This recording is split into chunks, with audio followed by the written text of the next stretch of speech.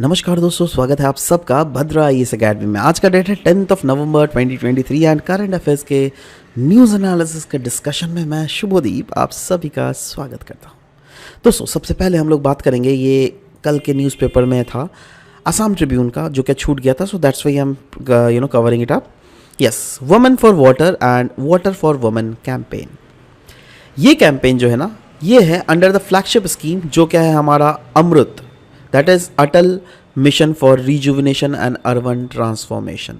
और इस जो स्कीम है, दैट इज ये जो कैंपेन है women for water and water for women campaign, इसका मेन एम यही है दैट कैसे इंक्लूड किया जा सके वुमेन को गवर्नेंस मैकेनिज्म में। ना किसका governance mechanism?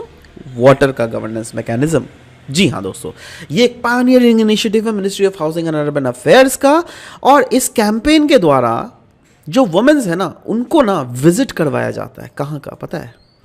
Water treatment plants का। जैसे कि आप यहाँ पर देख रहे हो, ये एक वाटर ट्रीटमेंट प्लांट, राइट। यहाँ पे आप देख लो बहुत सारे वुमेन्स आई हुई है, राइट। तो गवर्नमेंट क्या कर रही है, खर्चा करके इनको इन वाटर ट्रीटमेंट प्लांट्स में घुमा रही है और अपने फर्स्ट हैंड इनको नॉलेज मिल रहा है दैट क्या क्या प्रोसेसेस इन्वॉल्व होते हैं ड्रिंकिंग वाटर को क्लीन और सेफ बनाने के लिए। और देखो, ऑफ कोर्स हाउस होल्ड का वाटर का जिम्मेवारी किसके ऊपर रहता है? क्योंकि मर्द तो यूजुअली हमारे इंडियन सोसाइटी में क्या काम में चला जाता है, घर में कौन रहता है? औरत, राइट। तो औरत क्या करती है? यस, औरत मेक श्योर करती है दैट घर में जो clean and safe drinking water हो ना, हर एक हाउस होल्ड तक पहुंच सके। और ये नॉलेज जो है फर्दर उनको एम्पावर करता है, जिससे इंश्योर किया जा सके दैट वाटर प्रियोरिटी की हाईएस्ट स्टैंडर्ड जो है वो मेंटेन हो सके।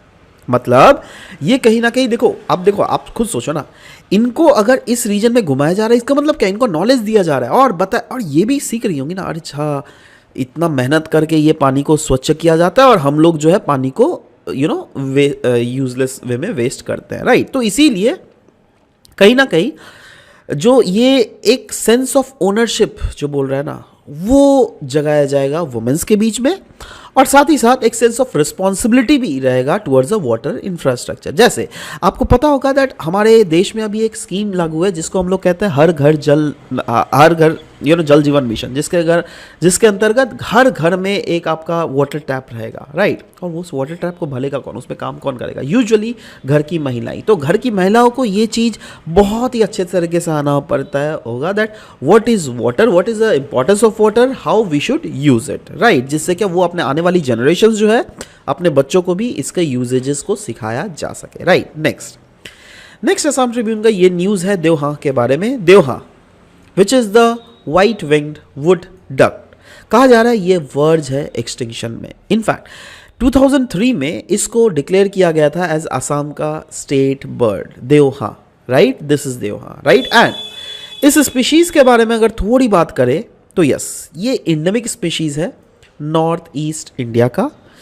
जो क्या एस्टिमेट किया जा रहा है दैट इनका पॉपुलेशन जो होगा ना, वो रफली लेस देन 400 ही लेफ्ट आउट है। अब देखो, ये जो आसाम ट्रिब्यून का आर्टिकल में था इसमें तो 400 से नीचे था, बट कुछ आप दूसरे न्यूज़पेपर का आर्टिकल कहीं देखोगे 500 से नीचे, राइट। अब देखो एग्जैक्टली तो इसके नंबर्स हमारे पास नहीं है, बट एक रफ जो एस्टिमेशंस दिया जाता है ना बाय वेरियस ऑर्थोनोलॉजिस्ट, तो वो लोग ही बोलते हैं दैट हाँ, कोई बोलता है 500 से कम है, कोई बोलता है 400 से कम है, इस टाइप से, राइट। और जब मैं बोल रहा हूं दैट ये एक एंडेमिक स्पीशीज है नॉर्थ ईस्ट का, what do I mean by this word? देखो, एंडेमिक स्पीशीज मतलब क्या होती है? ये एक ऐसी स्पीशीज होती है जो क्या कोई एक पर्टिकुलर रीजन में ही हमको देखने को मिलती है। और वो उसी रीजन में क्यों देखने को मिलती है? क्योंकि उस रीजन का हैबिटाट कंड्यूसिव है उसके ऑफस्प्रिंग्स को पैदा करने के लिए। अब सोचो, क्या ये देवहा तेलंगाना में मिलता है? क्या ये तमिलनाडु में मिलता है? क्यों नहीं मिलता है?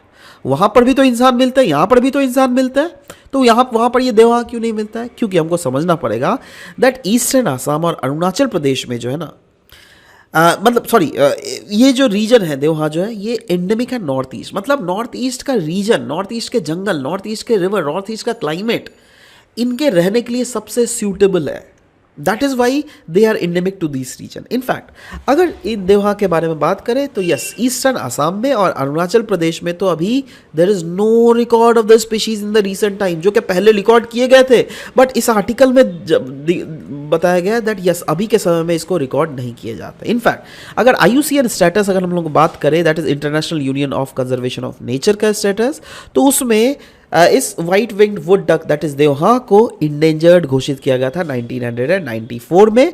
और इनके पॉपुलेशन डिक्लाइन के पीछे सबसे जो मेन रीजन दिया जा रहा है वो है फॉरेस्ट कवर का लॉस होना, और जो वैसे रीजन जहां पर वाटर रिसोर्सेज है उसके सामने के फॉरेस्ट कवर में ही ये सब ज़्यादातर हमको मिलता है, और वही अगर फॉरेस्ट चला जाए तो इनके नंबर्स भी धीरे धीरे धीरे धीरे धीरे धीरे घटेंगे, राइट। नेक्स्ट हम लोग बात करेंगे, माफ कीजिएगा दिस इज नॉट इट।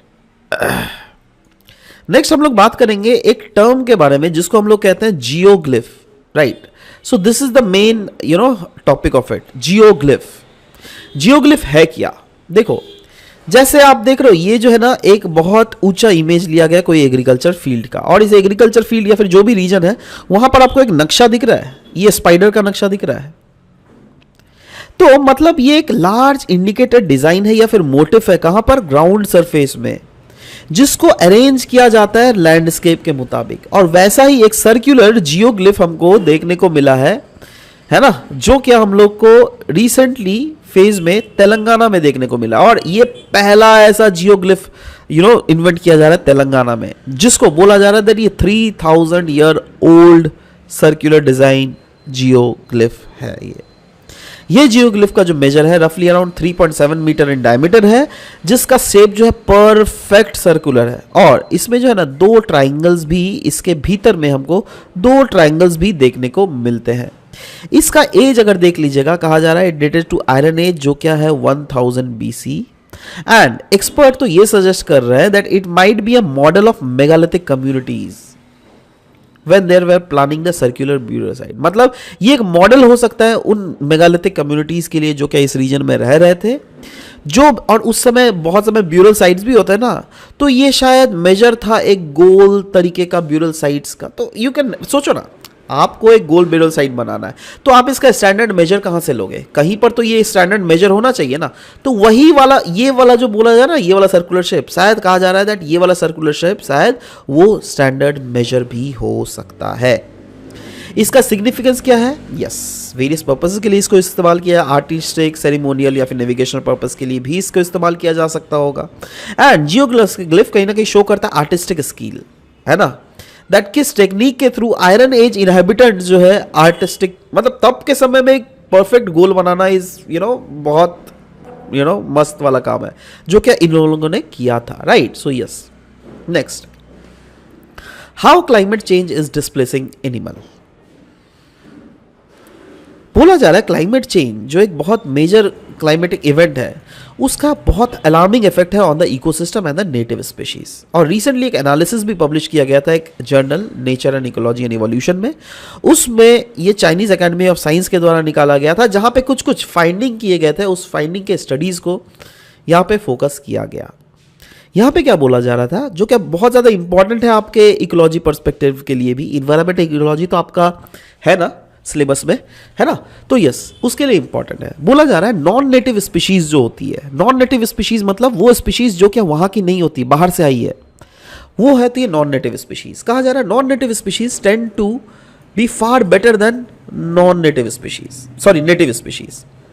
देखो नेटिव स्पीशीज मतलब सोचो कोई जैसे देवहा असम में ही मिलता है ना, ये क्या हो गया, ये हांस स्पीशीज का जो है ये लोकल हो गया, राइट। बट वहीं पर अगर सोचो एक ऐसा स्पीशीज जो क्या उत्तर प्रदेश से इंट्रोड्यूस किया गया है आपका जाकर असम में, राइट। तो ये जो बाहर वाला स्पीशीज है ना, ये बाहर वाला स्पीशीज क्लाइमेटिक इवेंट्स को ज़्यादा प्रॉपरली इंटेक कर सकती है as compare to the local communities.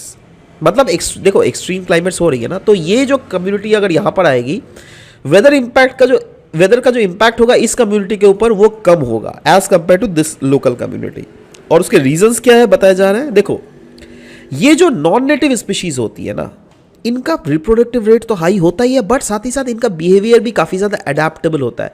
कहीं पर भी जाता है वहाँ से अडेप्ट कर लेते हैं अपने आप को। तो ये अडेप्टेबल बिहेवियर कैसे होती है पता है, क्योंकि इनकी टॉलरेंस बहुत ज़्यादा हाई है and they can be rapidly established population in new environment and thrive when native species are adversely impacted। मतलब they can rapidly establish population कोई भी नया इन्वायरमेंट में जाने में, कोई भी नया रीजन में अगर ये नॉन नेटिव स्पीशीज जाती है तो रैपिडली ये अपने पॉपुलेशन को मल्टीप्लाई भी कर सकती है। और इसका सिग्निफिकेंस ये है दैट यस, कहीं ना कहीं अगर आप देख लीजिएगा वल्नरेबल नेटिव स्पीशीज को अगर बचाना है, अगर उनको सपोर्ट करना है against the face climatic extreme events, right. सो उस सिचुएशन में हम लोग को मेक श्योर करना पड़ेगा दैट यू नो कहीं ना कहीं हम लोग को स्टडी करने की जरूरत है दैट क्या इकोनॉमिक एंड इकोलॉजिकल इंपैक्ट होता है of the invasive species on the ecology world wide. तो इस स्टडीज को कहीं ना कहीं अभी ये जो इवेंट है ना, इस इवेंट ने कहीं ना कहीं दुनिया की दिमाग की बत्ती जला दी है दैट हाँ, हम लोग को स्टडी करना ही पड़ेगा अलग अलग रीजन में, अलग अलग एनिमल या फिर जानवर या फिर स्पीशीज को इंट्रोड्यूस करके हमको उनके ऊपर स्टडी करना पड़ेगा दैट उनकी एडेप्टेबिलिटी जो नई इन्वायरमेंट के साथ है वो कैसी हो रही है, और उसी के बेसिस पे जो है फ्यूचर रिपोर्ट्स या फिर जजमेंट्स पास किया जा सकता है। नेक्स्ट हम लोग बात करेंगे सुबनसिरी रिवर के बारे में। क्यों सुबनसिरी रिवर के बारे में बात करेंगे? क्योंकि रिसेंटली न्यूज था Subansiri lower hydro electricity project, जिसने रिसेंटली एक सेटबैक फेस किया क्योंकि यहां पर लैंडस्लाइड हमको देखने को मिला था, है ना। और उस लैंडस्लाइड के कारण जो यहां पर फ्लो ऑफ वाटर जो है डाउनस्ट्रीम वो बिल्कुल बंद हो गया था। सुबनसिरी रिवर एक मेजर ट्रिब्यूटरी है रिवर ब्रह्मपुत्र का। इनफैक्ट जितने भी सारे ट्रिब्यूटरीज है, रिमेंबर दिस पॉइंट, सबसे जो बड़ी ट्रिब्यूटरी है वो है रिवर सुबनसिरी। और ये सुबनसिरी इसलिए इंपॉर्टेंट है क्योंकि अगर इसके बारे में थोड़े स्टैट्स देखें तो यस, इसको हम लोग गोल्ड रिवर के नाम से भी जानते हैं। ब्रह्मपुत्र के जितने भी ट्रिब्यूटरीज है, सबसे लार्जेस्ट ट्रिब्यूटरी है ये रिवर सुबनसिरी, जो क्या कॉन्ट्रीब्यूट करती है 7.92% ऑफ द ब्रह्मपुत्र का टोटल फ्लो। और ये फ्लो करती है through Indian states of Assam and Arunachal Pradesh, और साथ ही साथ तिब्बत के रीजन से निकलती है। मतलब ये जो है ना, तिब्बत से निकलते हुए अरुणाचल प्रदेश से पास होते हुए आसाम में घुसती है, और ये ज्वाइन करती है रिवर ब्रह्मपुत्र को कहां पर, कौन से डिस्ट्रिक्ट में? वो है district Lakhimpur, right? So remember about this, and with this is all about the end of this very discussion. I hope that you have taken the best out of it. And if you like the video, then of course you can share it with your different other friends as well. We'll be meeting in next session. Till then, bye bye, take care, and thank you guys. Thank you for listening to the whole way. Thank you very much.